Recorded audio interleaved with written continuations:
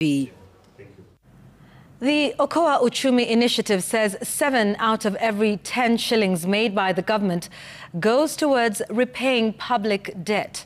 In its latest report, the initiative, which brings together several rights groups, points out that the economy is in a dire situation and calls for a disclosure of all loans, especially with regard to amount and creditors.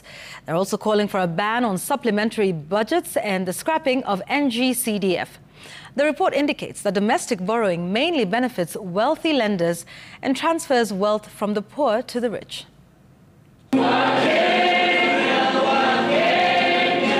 With Kenyan debt now standing at 11.81 trillion shillings, domestic debt is 6.3 trillion, while external debt stands at 5.8 trillion shillings. A very big loan. The Okoa Uchumi Public Debt Report reveals Kenya's dire economic situation. Half of Kenya's revenue go to debt repayment. For every Kenyan shillings 10 collected, 7 goes to debt, leaving only 3 shillings for all other operations, which is also vulnerable to corruption. We are at a situation where domestic debt has overtaken external debt, and it is growing faster. The main problem we have with that is the fact that for external debt, it is possible for you to pin where the external debt went, the one that is legal.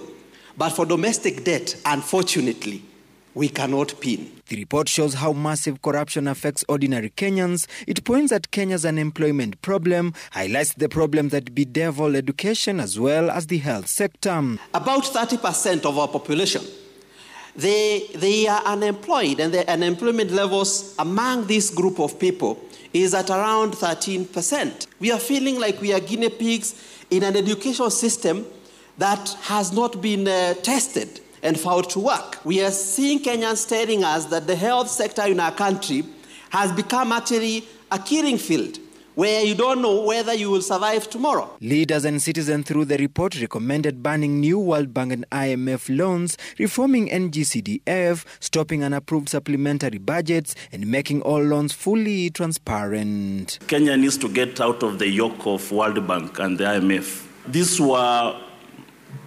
recovery strategy for Europe post-World War. How did that recovery plan become an economic development for the third world? How? Up to date.